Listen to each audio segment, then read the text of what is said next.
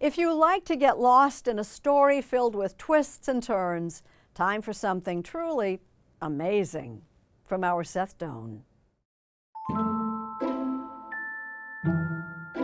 Two paths here. I would say. Do you want to go that way or that way? I would say this way. He knows the way and planned it, so we would not. I'll go one way, you go the other, and we'll both be coming back here before you know. Okay. I bet. And betting against a maze designer in his maze is a bad idea. Ta-da! Oh. Because you see it as a loop. 73-year-old Adrian Fisher is part English gentleman, part nutty professor, and perhaps majority kid. When you hear there's a maze there, we all want to have a go. It's like being a child. What's forbidden, out of sight, I want to explore it. We were exploring amid the 2,400 yew trees. It does take a lot of work. This is a lot of trimming of hedges. When you plant a maze, you don't plant for a quick result. You plant so that for the next 400 years at least. I don't have a guarantee any maze over 400 years, I can assure you. But there is a guarantee to 400? Yeah, take it up with me personally. But This maze is on the sprawling grounds of Leeds Castle in Kent, England. people will always want to play with mazes. It's the ultimate playful puzzle. People have been trying to solve these playful puzzles for centuries, millennia if you consider labyrinths. A labyrinth has no choices at all. It's a single thread, and a maze has junctions and choices. Labyrinth started 5,000 years ago. There was the great labyrinth of Egypt. And then after 4,500 years, labyrinths or mazes started appearing in Italy, in hedges.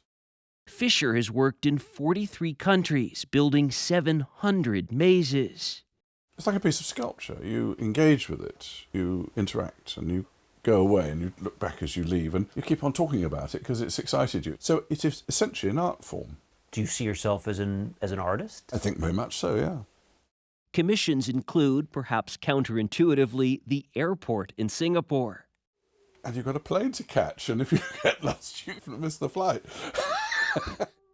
The maze in the 2023 thriller Saltburn is his.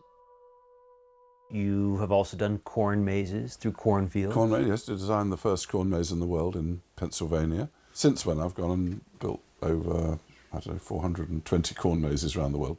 His mazes have set Guinness World Records. He's been recognized by royalty, and his maze at Winston Churchill's birthplace, Blenheim Palace, is featured on the £5 note.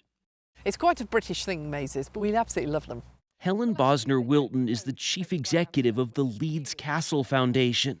This site draws about 500,000 people a year. What do visitors say about the maze? Pretty fiendish, actually. Fiendish. A lot of people get lost in it. They do need fishing out. No, really? Yeah, absolutely. What do you mean? So we have to send our visitor experienced people in to rescue them. Are you lost? Yeah, you might want to go down This way. this way and down there. Go down that one right. That's it. Yep. It is complicated. I've been through it, but I would think you'd be able to find your way out. You would have thought, but a lot of people can't. That's a new dead end there. The Stout family from Oklahoma was having trouble finding their way. Keep all the turns to the left. Okay. Okay. Right? From now. From now. From now. Jimmy is 19. No Google Maps for this maze. Roman dodecahedrons, like that, so I can now go there. These are the flags. The puzzle-obsessed Adrian Fisher's route into this work has the twists of one of his creations. As a teen, he'd built a maze in his father's garden, then while on business, started doing side trips to castles to make a pitch. Wouldn't it be wonderful if you had a maze in the grounds of your castle? It's different to just looking at suits of armour or furniture or whatever. It gives people something lovely to do. And he proves one does not need a castle. Not everybody has a maze in their backyard. No, we can do something about that, but... He planted this one about 20 years ago at his home in Dorset, England. This is good English weather for maze growing, hedge growing. It'll grow, yes. Then it'll need clipping. Will you and your wife come out and use your maze? We're familiar with how to go solving it by now, but... I'm sure I would imagine. And when my father told me this, he said, the thing about gardens is it's an opportunity to boast. And really, what better way to boast than with this status symbol of kings and queens? How many of us can have a large enough garden to do something which has no other purpose than to be joyful and entertain? It mixes design, history, and a very old-fashioned form of adventure. Been in here about 3 hours.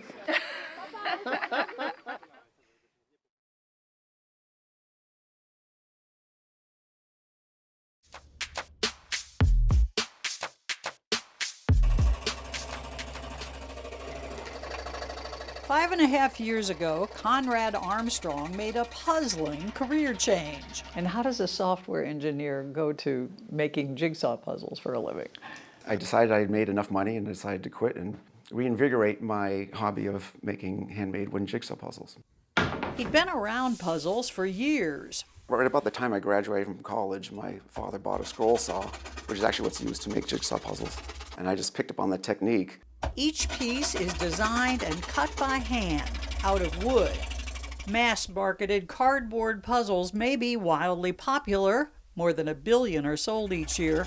But Conrad isn't impressed. Once you go to wooden, you don't go back to cardboard. You say that with some disdain. Well, a little bit. When you have access to a handmade, unique wooden puzzle, a grid-based, stamped-out cardboard puzzle just pales in comparison. Also, here's 2 straight edges that look like these edge pieces here, right? But there's something interesting about them. They actually form the corner. So there isn't one blocky corner piece. It's hard to find the corner piece. His designs include waterscapes, autumn scenes, even wedding presents. He's got a waiting list of customers willing to shell out hundreds of dollars to match wits with him. They're both from the state of Massachusetts. Where's Massachusetts? And his carefully designed tricks. Have you ever designed a puzzle that turned out to be impossible?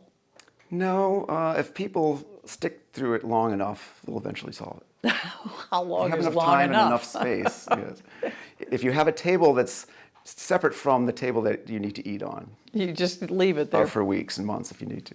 Just don't get too attached to the finished product. A couple times people have asked me what kind of glue can they use, and I shudder. I cringe at that. So have you ever considered requiring a kind of no glue contract or anything with me? You know, that's a good idea. Clearly, designing a good puzzle is an intense business, with each resulting piece its own little work of art.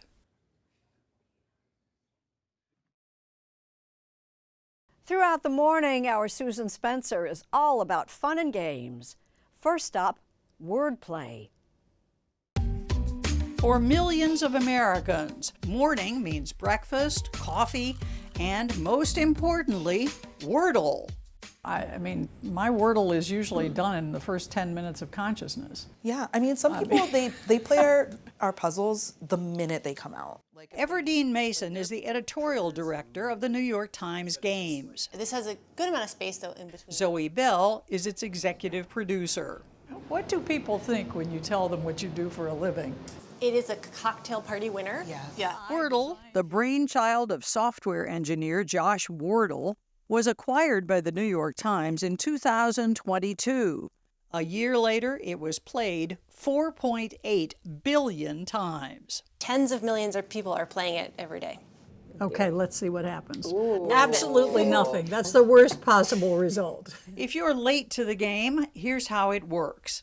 Each day, there's a 5-letter mystery word. You get 6 chances to figure it out. With each guess, you learn if your letters are wrong, right, or right, but in the wrong spot. Can you put your finger on what it is in the design of Wordle that accounts for this astonishing success? If you think about what happens with every guess in Wordle, is you get new information, and I think that's really compelling. And then when you solve it, there's a really, really big moment of satisfaction. Tell me about it. Yeah. Well, it depends on how soon you solve it. It might be a lot of other things too, or is it a better strategy? Okay, so what's the foolproof strategy for doing that? You know, some people have the same word every single day. Is that a good idea? It can be. I mean, especially if you pick one with a lot of vowels. Adieu is the most popular first guess, all those vowels. But here's depressing news. Statistically, à deux does not yield the best results. I actually think that the starting word is important, but so is the second word. Yes. Because if you have a good starting word and then you blow it by not eliminating other letters in your second guess, then you're going to be at 5 or 6. But this is the genius of its design. Right, yes. A genius that's made Wordle a national phenomenon. You know, all we have is one lousy tea. At breakfast tables everywhere.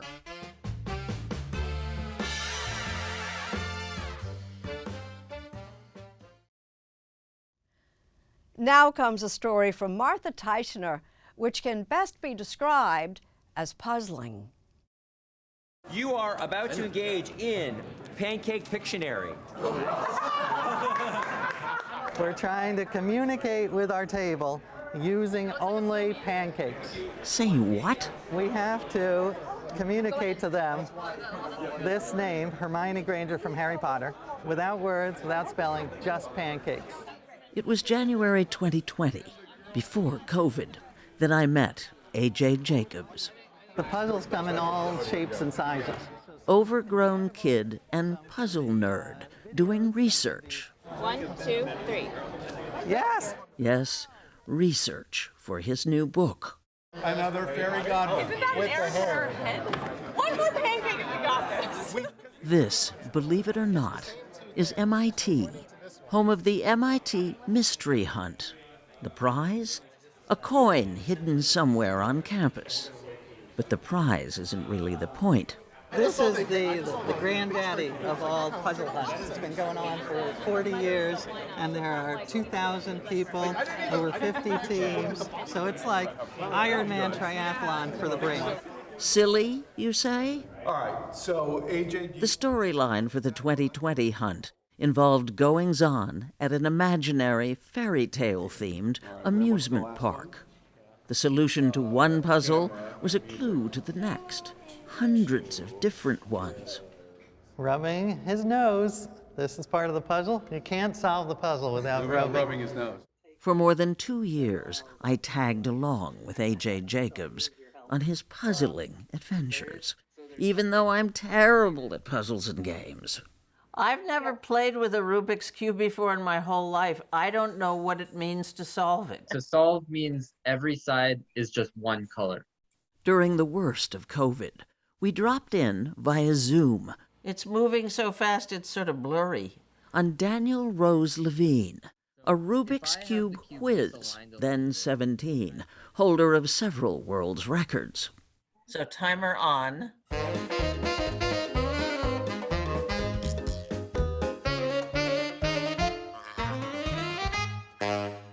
You saw it. How many seconds? 47 seconds. Wow. With his feet. Okay, that goes there. AJ being AJ, he had to try this Rubik's variation, the Star Minx. That is messed up. He never solved it. Yep, and now it's broken. Why are you so fascinated with puzzles? Puzzles to me are all about curiosity. And curiosity to me is the most important human value we have. Without curiosity, we'd be nowhere. A.J. Jacobs likes slotting himself into his subject matter. For one of his books, he read the entire Encyclopedia Britannica. For another, he followed the Bible to the letter. Here I am in the great Vermont corn maze, 100% lost. So, of course, he had to attempt possibly the hardest corn maze in the country. Here is the bell of frustration, and I am frustrated. It took him nearly 4.5 hours, but he made it out. So you picked up quite a cheap chess set, huh? Like a real-life Forrest Gump, amateur AJ sat down with chess grandmaster and former world champion Garry Kasparov, now an outspoken critic of Vladimir Putin. Can offer many that cannot be solved by any grandmaster. I want to see some of those. They're talking about chess problems, super difficult, counterintuitive scenarios. Studies help you to understand the geometry of the board. Right. Sometimes, it's like Alice in the Wonderland. So yes, you move in one direction, but you end up in the other direction. My book kind of covers how life imitates puzzles and problems. It's basically the same as you learn from chess, because life is about making decisions. Simple as that. Yeah, exactly. Simple. Ha! These pegs, you have to turn not 100 times, not 1,000, not 1,000,000, 1.2 decillion times. That's 1 with 33 digits after it. Look at this contraption, named after AJ, Jacob's Ladder. Literally impossible to solve. So why try? Well, that's what I love about it. It represents the joy of trying. It's about the journey. And to me, it's a great metaphor for what puzzles should be. That journey included a trip to see one of the most famous unsolved puzzles in the world. It's been a long time. A kind of puzzler's holy grail. Even getting a look at it is almost impossible because it's located at CIA headquarters in Langley, Virginia. There it is. It's called Kryptos and involves codes. There is a solution that's kept sealed here. Randy Burkett is one of the CIA's historians. Part 1 starts at the top left on this side. This is the encrypted section. And it flows through 1 and 2. 3, it falls below the rivets there. And 4 is at the very bottom. Since it was unveiled in 1990, 3 of its 4 sections have been solved. I tried to memorize the first one. Between subtle shading and the absence of light lies the nuance of illusion. He misspelled illusion on purpose with a Q for the second L. Occlusion. What are the chances that this is all, at the end, a huge joke? That chance is there. It's enough to drive you crazy. This is the position of the bolts here. The puzzles A.J. Jacobs loves, they're all really complicated. As he says, just like life. It's like Mount Everest, but for the mind. This is like millions of human hours of labor, all to crack this. And in some sense, that's absurd, but in some sense, I think it's inspiring.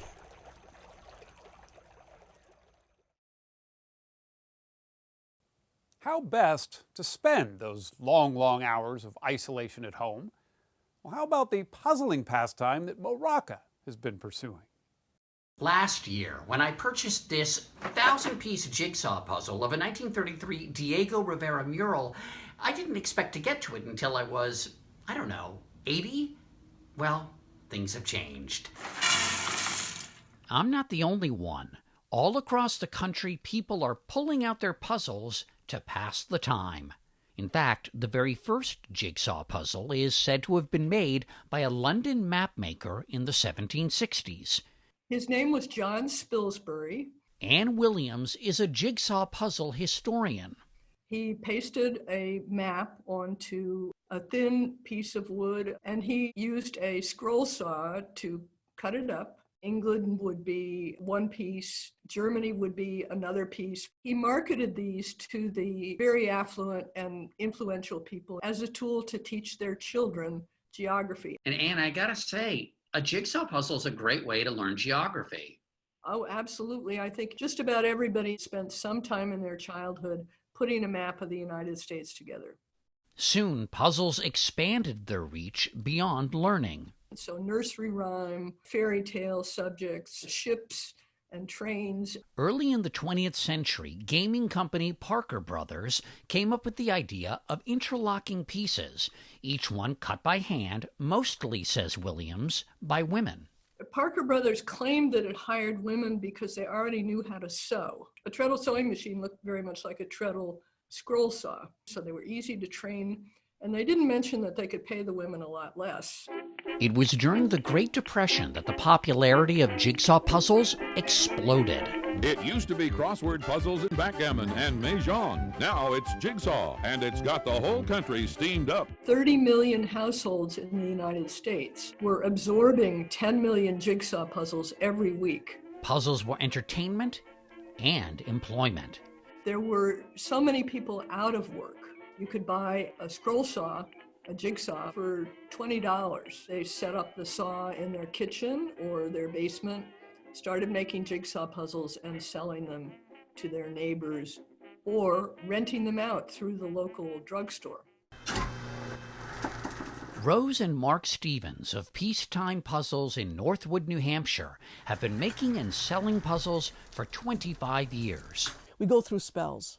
Sometimes it's Frogs butterflies. were in for several years. Yeah. Couldn't get Frog. enough puzzles of frogs. Really? Lighthouses were, people collect lighthouses. You know. Yeah.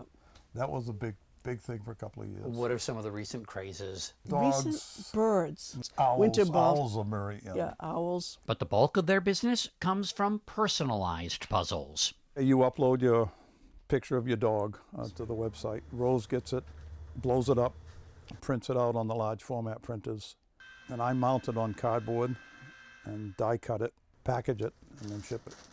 They've been privy to moments both poignant and puzzling. We had a wedding picture, and they wanted a person taken out of the picture. I thought that was cute. I didn't ask the story. I wanted to make up my own story on that one. And did you do it? It can be pretty creative. It sounds like, I mean, I'm not being cute here. It sounds like you guys are kind of in an essential business. It is for us. You ask a puzzler that runs out of puzzles, and they'll tell you it's. Oh, people get concerned. You know, Yeah. they only have 3 puzzles left. Yeah, we get that all the time. They come in and they look all distraught. And what's the matter? I'm almost out of puzzles. As for me, I'm not out of puzzles. I've still got a long way to go with this one. Hey, at least I got the edges done. Get in there.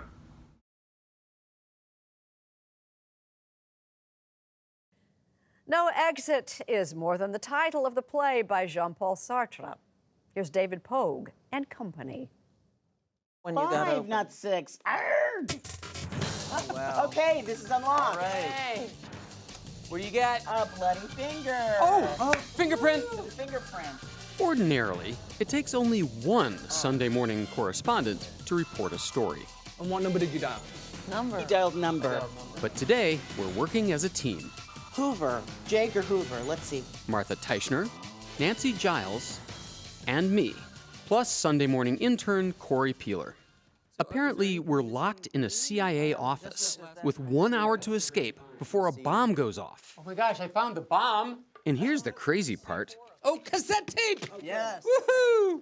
We've paid for this. 9 minutes, 55 seconds. We're playing an escape room. This one's called Clue Chase in New York City. You pay 25 or 30 bucks. You have 1 hour to hunt for clues and unravel a mystery. Oh, snap. That's scary. What's it like? Is it like a video game? Is it like a board game? Is it like a movie? Is it like a play? Yes. That doesn't help me. Husband and wife, David and Lisa Spira, have played over 700 escape rooms This says the clocks hold the key. out of the estimated 8,000 around the world. We need to figure out who we're seeking out. They write reviews at their website, roomescapeartist.com. An escape room is an immersive adventure for a group of people, your family, your friends, whomever you want to play with. Maybe you're stopping the missiles from launching, or you're in search of the Holy Grail. Why would anyone want to be shut into a room for an hour? It is bizarrely revolutionary in 2019 to go and do something in real life with the people that you care about. All right. And to not have a screen in front of you, And not doing comment. something tangible. You get to pick up things and manipulate them and see if you can figure out what it does or where to put it or what it might be used for. That looks like it might go. Oh yeah, that goes on there. here for sure. All right, let's That try looks it like out. a wrench. Oh, hey, look. That's pretty neat. By the way, you're not actually locked in, and there's not an actual bomb. Needs my fingerprint. Oh my gosh, sweet. everything's lighting up. Whoa. Oh my God, it's so cool. You're never alone either. Behind the scenes, a staff member is always watching and listening. Escape rooms started in Japan in 2007. Since they started opening in the US in 2012, they've been growing fast. They've been showing up on TV shows. This is cool. So how do we start? We have to look for the clues hidden around the room. Wasn't this supposed to be a zombie? And there was even a hit horror movie about an escape room with no escape. It's Fahrenheit 451. Got it. Talk about immersive. Escape rooms have also been getting more elaborate. If you want proof, check out 13th Gate in Baton Rouge, Louisiana. It's like being inside a movie. Oh, my God. My teammates this time included Tim Nicholas Tang. Beer barrels have a number from 0 to 7. He's an escape room superfan who traveled all the way from Las Vegas to play 13th Gate. So remember your piece and put it on the wheels. Of course, we wouldn't want to give away any of the surprises on national television. So we're going to take some precautionary measures. What'd you think? Really enjoyed it. I thought that the was really nice. We had to do it was very physical. Oh, I expect that. That's right. Yeah, and then we had to go in the with the. That's right. Really and ending with the animatronic. Yeah, that was really cool. I mean, the guy spent some real money Yes. on that. That would be this guy, 13th Gate creator and owner, Dwayne Sanborn. So there was an entire shipwreck. So who built that? My crew, they're just amazing, talented guys. A lot of them came out of the movie industry, and it takes a year to build one. A lot of work, a lot of research. On a typical day, how many people come through? We run about 50 to 60 games a day. Wow. So it's, in general, it's a profitable enterprise. It's a tremendous amount of work, but it can certainly be profitable. It does seem like this is a business where you can't really have repeat customers much. That is probably the only downside to escape room is that after you play it, there's no replayability really. Yeah. So you have to continue building new games to keep audience coming back. Oh yeah, these change when you tap them. It's hard to explain the rush you get from an escape room until you've played yourself. The danger feels real. Your heart races. Where's the great monkey? And as for our crack team of Sunday morning correspondents, You are. well, we didn't win. The time ran out, and the bomb went off. Oh, we lost. Oh my God. No. We just blew up. World destruction. But you know what? We didn't care. For 1 hour, we'd been working our wits, having fun with friends, transported to a different time and place. That's what I call escapism.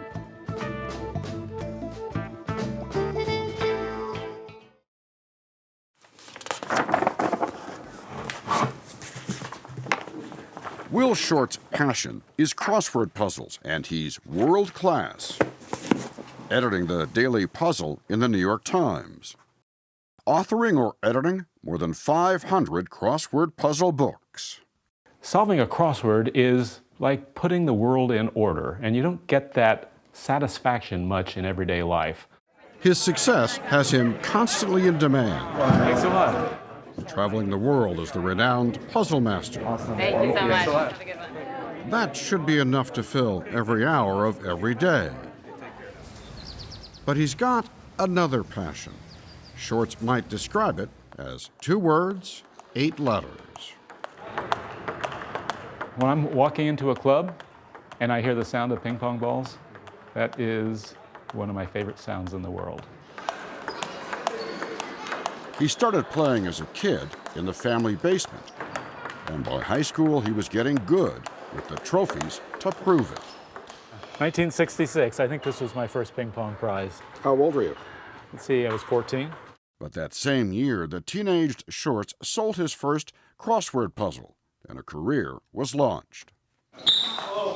It would be 3 decades later in 2001 when Shortz rediscovered his love of the game. Playing a few games a week evolved into an everyday habit. It's all levels, all ages, both men and women. Then in 2011, he opened his own Westchester Table Tennis Center in the New York City suburb of Pleasantville, New York, where he lives. And most nights, there is a never-ending diversity of ages and talents and one shared love. When you're in a match, you're looking at your opponent's weaknesses and considering your own and trying to maximize your game against the other person. So there's an intellectual challenge to this. I mean, I think we just think ping pong is getting the ball back to the other person. Yeah. Not so easy. No, it's not. Today, at age 64, Shortz is ranked in the top 25% of table tennis players over age 60 in the country. Not as good as Kai Zheng, who is among America's top 25 players. Kai's Chinese family wanted him to become an American citizen to train and compete here. And when no other host family would take him in, Shortz did, as guardian and mentor. Who better to help in Kai's dream to someday compete in the Olympics? On average, I play about 2 hours a day. And while Kai chases his dream, Will Shortz has a dream of his own. He wants to set a record for the longest consecutive number of days playing table tennis. Call it a challenge, call it an obsession. To date, Shortz has played in more than 250 table tennis clubs around the world. The smallest club I ever played at was in Goa, India. They had one table. It was actually a pretty good facility, but there was no air conditioning, and it was in the summer. So I was just dripping wet after a few minutes. He is so intent on achieving his goal that a few years ago, Shortz began meticulously planning his travels, mapping out available clubs, even bringing along his own playing partner to make sure he always has an opponent. It was on a trip to Eastern Europe last October where we caught up with him, playing in Schwechat, Austria. Today is day 1,474 consecutive days of table tennis. Which meant he'd been playing ping pong every day for more than 4 years. I'd like to wish you good solving, good luck, and let the games begin. Then it was on to Senik in Slovakia, where he presided over the opening ceremony of a Sudoku competition for the World Puzzle Federation, an organization he co-founded. The next day, to Vienna and one of the oldest table tennis clubs in Europe. Then across the border to Bratislava, and a chance at setting yet another personal record. Shortz wanted to play in 2 countries on the same day. He located 3 clubs, but number 1 was closed, and so was number 2. There was still number 3, but his chances looked doomed because every table was reserved. So it didn't look like I could play. But I came in anyway, and there were 5 guys who had reserved 3 tables. They needed 1 more person to play, so I lucked out. Like this? No, no, keep it pretty close to the ball. Yeah, that's good. Back at home, you can always find him back at his club. The exercise part comes from chasing the ball. Yeah, there's a lot of that, yeah. Why is this as relaxing as doing a puzzle? The reason this is so relaxing, just like crosswords, is that you get completely wrapped up in the game. You forget everything else in the world. And when you're done, you're relaxed, you're refreshed, you're ready to go back to do everything else. This Sunday morning makes 1,600 days and counting. A streak so unique, he will one day submit it as a brand new category worthy of a Guinness World Record.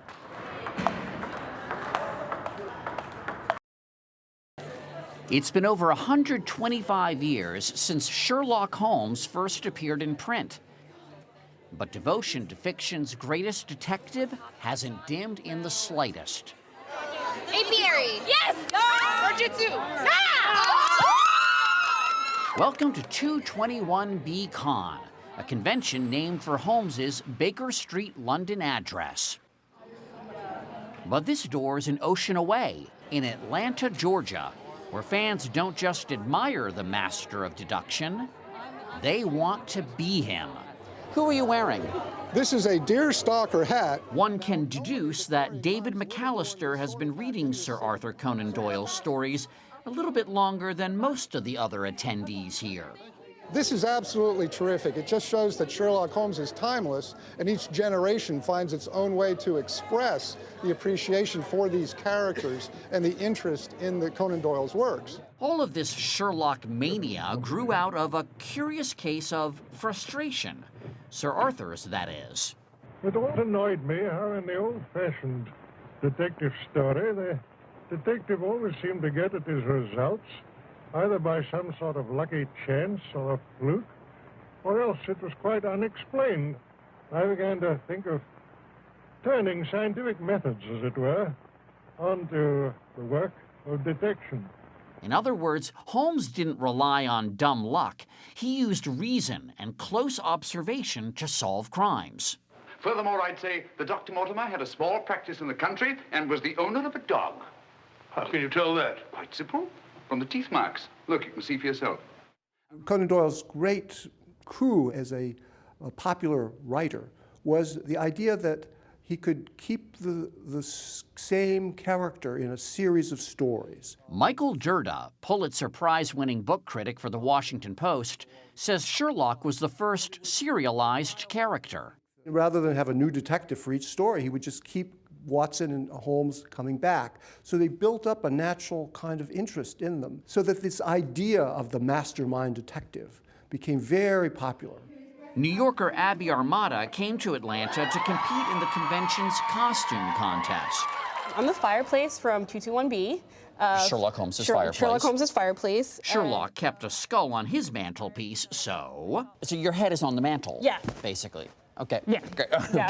Excellent. Yeah. Of all the Holmes stories, 56 short stories and 4 novels in all, one of the most popular is The Hound of the Baskervilles. The Hound made Doyle a fortune in 1901 and is still making money today. This is an actual leaf from Arthur Conan Doyle's manuscript of The Hound of the Baskervilles. Chris Coover is the senior manuscripts specialist for Christie's Auction House in New York. I like it particularly because the crossouts show his sort of second thoughts as he's going along. So they didn't have whiteout then. This single page sold for more than $150,000. You like Sherlock Holmes? Yeah, Sherlock Holmes has been good to me. Don Hobbs's library is proof of Sherlock love on a whole different scale. His 11,000 volume collection spans the globe. The Sherlock Holmes has been translated into 98 languages. I've been able to find 92 of those. Including editions from Egypt, Bulgaria, even an Eskimo language Hound of the Baskervilles. What doesn't he have? Tajikistan? Tajikistan, I do. Uzbekistan? Uzbekistan, I do. What about Palukistan?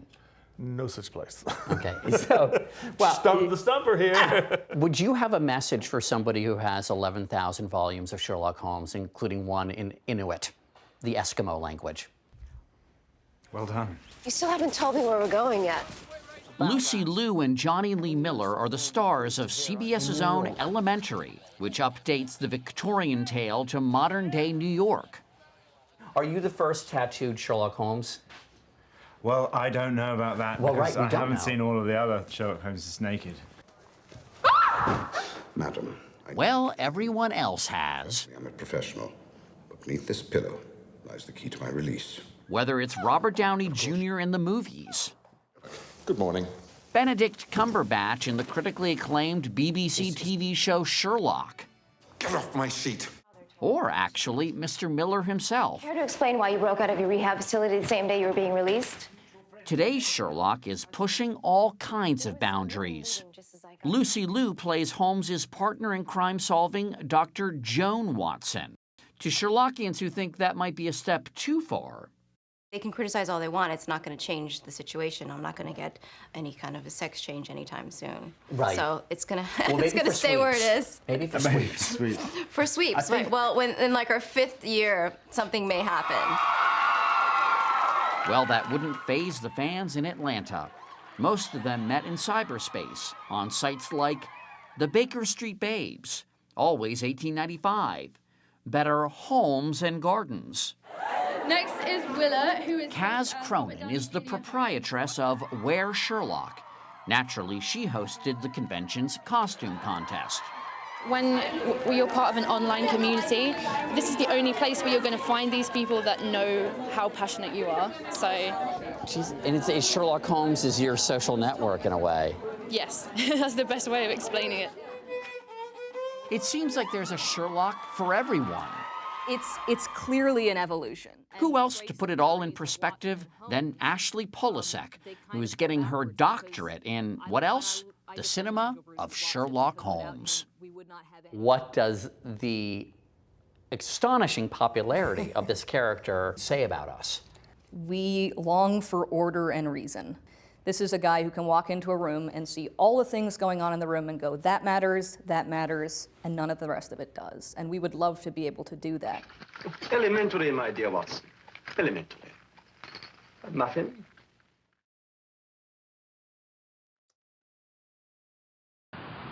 If you know a three-letter word for a sea eagle is an ern, that's E-R-N, chances are you like to spend your time solving these. How many crossword puzzles do you solve a day?